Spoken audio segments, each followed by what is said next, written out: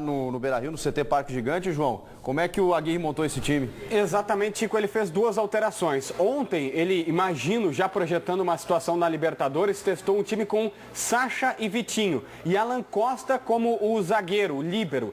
Desta vez, ele modificou, colocou o Juan de líbero, começando as jogadas do Internacional, e o Lisandro Lopes ao lado do Eduardo Sacha. O time colorado ficou assim, Alisson, aí os três zagueiros, Hernando, Juan e Hever, na direita o Léo, na esquerda o Fabrício. Nilton e Nico Freitas, os dois volantes, Alex na criação das jogadas. No ataque ficaram Sacha e Vitinho e hoje Sacha e Lisandro Lopes. Algumas coisas. Primeiro, o Juan, ele só não tem mais a velocidade, porque o tempo passou. E zagueiro de sobra de 3-5-2 pode não ter velocidade. Então tem que ser o Juan, o zagueiro da sobra. Não tenha dúvida disso. E no esquema com três zagueiros, o Juan joga fácil. O Léo Pereira e Hever era o Pereira. Né? Era o Pereira. Que era o aliás, mais é o que ele faz, mais, é o que ele faz o Juventude agora também, né? Isso aí. Então tem que ser o Juan. Pela técnica que tem, os atalhos que conhece, tem que ser o Juan, o zagueiro da sobra. Não pode ser o Alan Costa. E sobre a presença do Lisandro Lopes, a leitura do Gonçalo me parece interessante. Ele pode estar contando com o Nilmar. Quando ele tiver... Eu vou dizer para você o time que eu acho que vai enfrentar o Emelec, tá? Vão jogar os três zagueiros, o Hever, o Alan Costa, não, o Hever, o Juan e o Hernando. Eu só acho que não joga os três zagueiros se acontecer uma catástrofe amanhã. Os dois alas vão ser o Fabrício e o Léo. No meio eu acho que vai jogar um dos volantes. O Nilton. Ele gosta mais do Nilton. Com o Arangues e com o Alex, já que não vai ter o D'Alessandro. E aí ele vai ter na frente o Sacha, Nilmar ou o Vitinho, ele vai escolher o Sacha e o Nilmar ou o Vitinho. Esse é o terceiro. Eu só acho o seguinte, se ele tem o Nilmar para o jogo no Equador, tudo bem. Pode testar o Lisandro. Se ele não tem o Nilmar, tem que jogar Vitinho e Sacha. Claro, para preparar o time. Tem que jogar Vitinho e Sacha. Se ele está colocando esse 3-5-2 para começar a preparar o time, ele tem que botar uma ideia parecida. Mas até porque esse vai ser o último jogo só, né? Pois é. Antes do Emelec. Mas o Vitinho e o Sacha já jogaram mais juntos, né? Eles já jogaram contra a Laú, por exemplo. É mais ou menos. Era diferente, né? Tu testar o Lisandro Lopes neste momento pensando em Libertadores é meio inútil, né? Tu tá jogando tua classificação e ele não tá inscrito. Imaginando que tu vai te classificar, né? Até porque... Mas aí que tá, momento precisa te afirmar no esquema novo. Cara, o Lisandro... Vai testar com o que tu tem, com o que tu pode usar. O Lisandro é um jogador afirmado. Tu não precisa... tu tem que testar ele, tu tem que botar ele em ritmo de jogo. Ele é um centroavante, ele é um jogador afirmado. Mas ele precisa também de ritmo de jogo. Também, tudo bem, só que o ritmo de jogo dele ele vai adquirir contra o Brasil de Pelotas no próximo domingo, no jogo sequente, no jogo seguinte à partida do Emelec. Então... eu vejo que se ele está pensando no Emelec amanhã... Se tu tivesse a classificação garantida, tá valendo. Mas o Inter não tá... O Inter não pode perder para o Emelec lá, cara. Não pode perder. Se perder para o Emelec, o Internacional vai correr riscos importantes de não se classificar. O Inter não perdendo para o Emelec, ele evita alguns riscos importantes. Se não perder, encaminhou. Aí sim encaminhou de vez a classificação. É que assim, vamos deixar clara essa situação que... talvez é que esse grupo está se desenhando de uma maneira muito equilibrada. Então, por isso que daqui a pouco uma derrota fora, que seria normal, nesse caso pode não ser tão normal, pode não ser tão... Não é aceitável. Nem tão aceitável. Porque assim, a gente pensa aquela questão óbvia. Vença em casa, se perder fora, perder fora é normal, desde que ganhe todos em casa. Só que assim, como o Emelec ganhou da Universidade do Chile fora, outros resultados ainda que podem acontecer. Se o Inter perde o jogo... que desequilibra essa lógica do em casa e fora, aí esse resultado para o Emelec pode não ser tão... Se o Inter perde o jogo, provavelmente a Laú vai ganhar do Strongest. Se o Inter perde o jogo, o Inter... Não sei, Baldasso. O jogo é em La Paz. Não, Baldasso. O jogo é em La Paz. Qualquer um que vença vai ficar com os mesmos 6 pontos do Inter. E o Emelec com 9. Ou seja, o Inter vai estar dividindo a sua segunda colocação, que é a colocação de classificação, com alguém. Tendo 2 rodadas. Contando que não tropece contra o The Strongest aqui em casa. O resultado que desequilibrou... É lógico. O resultado que desequilibrou entre aspas, porque a pontuação tá interessante. O Emelec ganhou fora da Universidade do Chile.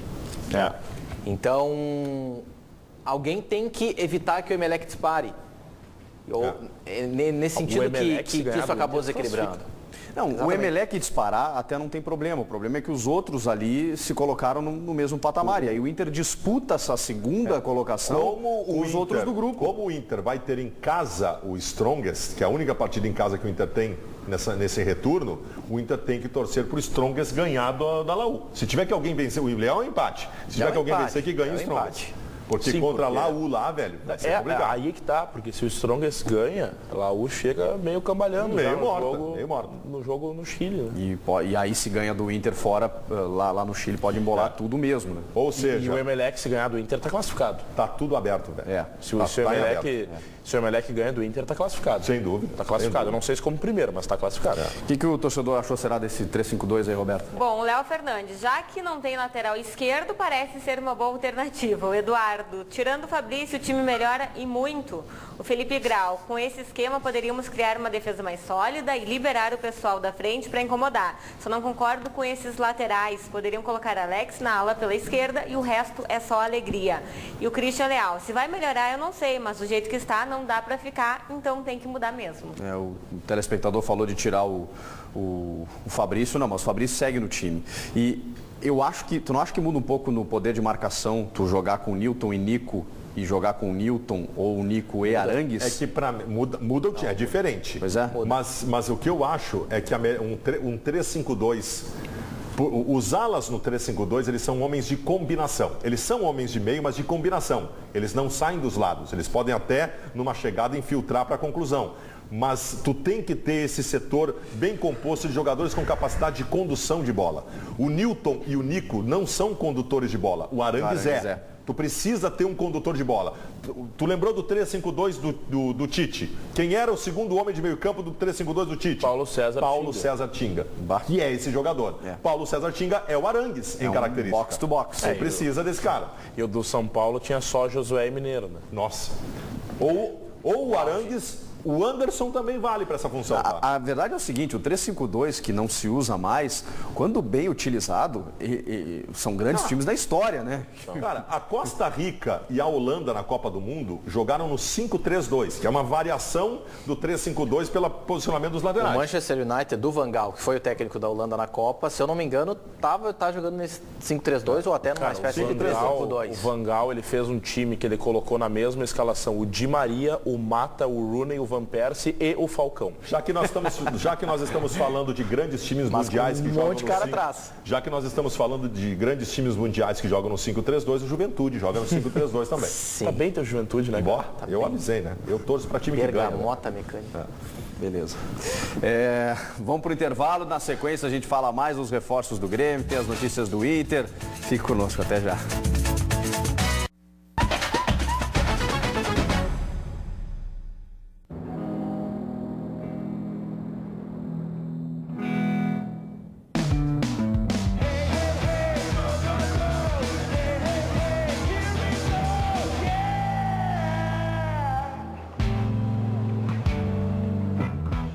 Sua vida já é cooperativa, só falta a sua vida financeira. Chegou o Sicredi Touch, a conta jovem do Sicredi.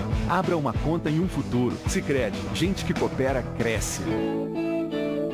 Expo Direto Cotrijal 2015. De 9 a 13 de março, direto de Não Me Toque, a equipe da Band mostra todos os detalhes da maior feira de agricultura de precisão do Brasil. Cobertura completa com muita informação diariamente no Brasil Urgente e no Band Cidade. E ainda um Agroband especial com Lizemara Prates.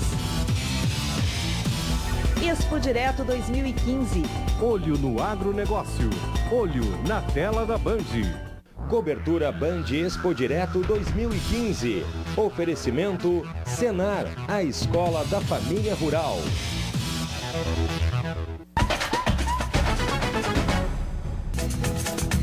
A situação na tabela de classificação do Gauchão e o fraco desempenho do time em alguns jogos obrigou a direção do Grêmio a ir às compras. Os reforços que estão chegando estão dando mais qualidade ao grupo. O Grêmio começou o ano com algumas caras novas. Além dos garotos das categorias de base, a direção contratou o polivalente Marcelo Oliveira, repatriou o meia Douglas, trouxe o zagueiro Eraso e o lateral Galhardo. Mesmo assim, o resultado positivo dentro de campo não apareceu. Disputando apenas o Campeonato Gaúcho, a equipe ocupa a 5ª posição com 14 pontos em 9 jogos. São 4 vitórias, 2 empates e 3 derrotas, o que preocupou a direção, que decidiu reforçar o time apesar da crise financeira em que o clube se encontra. Nesse momento de transição, não é um momento de autocomiseração, não é um momento de desculpas, é um momento de transição que está sendo conduzido com muita coragem pelo presidente Romildo, e ele deixou isso muito claro aqui, mas que deixa muito forte a marca do Grêmio. Na semana passada, desembarcou em Porto Alegre Brian Rodrigues, de 28 anos.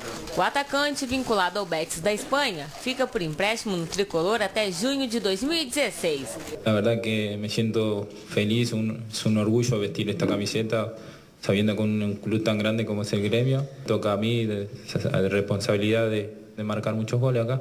Nesta segunda-feira, foi a vez de o clube apresentar o volante Maicon. O jogador estava no São Paulo e chega por empréstimo até o final deste ano. Estou muito feliz de poder estar vestindo essa camisa, vou procurar fazer o meu melhor dentro de campo, junto com meus companheiros. O Grêmio perdeu mais de um time nesta temporada, mas aos poucos começa a se reforçar. Depois de Brian Rodrigues e Maicon, a bola da vez é Christian Rodrigues.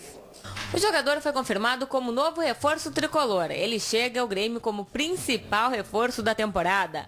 O uruguaio de 29 anos estava no Parma e ficará no clube por 3 meses. A direção gremista irá negociar com o Atlético de Madrid para tentar estender a permanência pelo menos até o final do ano. Christian Rodrigues tem vínculo com o clube espanhol até o meio de 2016.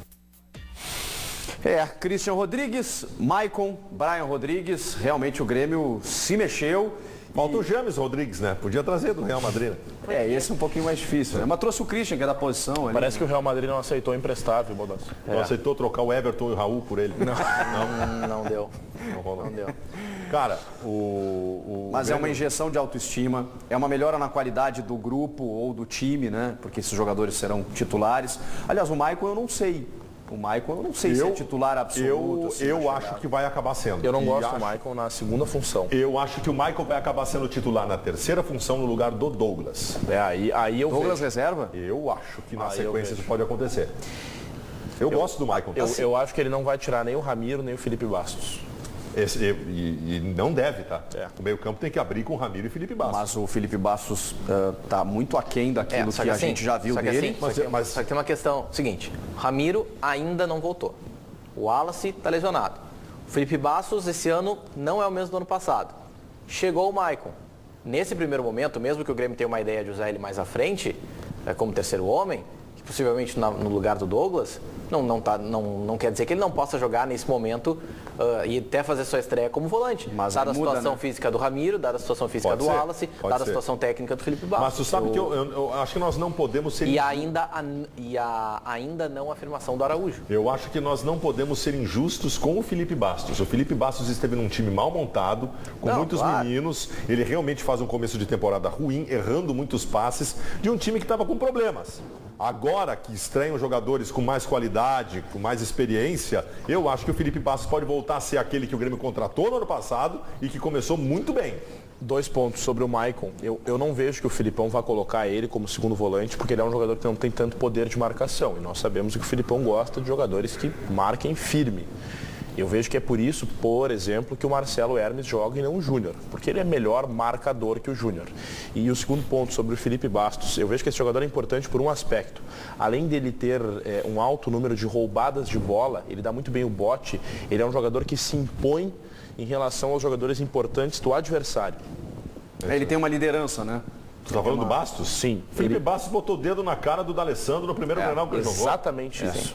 Exatamente isso. Ele chega para os caras, bom, tu é o fulano, bom, então tá, então hoje eu vou te marcar e aqui tu não vai jogar. Ele é um cara que se impõe nesse aspecto e ele é um líder dentro de campo. Eu vejo que ele tem muito crédito com o Filipão e com os próprios companheiros. Se tu tivesse outros jogadores qualificados e já preparados para a função no grupo, eu até acho que se discutiria. Se tivesse o Riveiros no grupo ainda, pode aí ser. eu acho que poderia estabelecer a discussão. Mas o Felipe Bastos que eu estou discutindo aqui, que eu estou questionando, é a condição individual dele esse ano, dos últimos jogos, pelo contexto.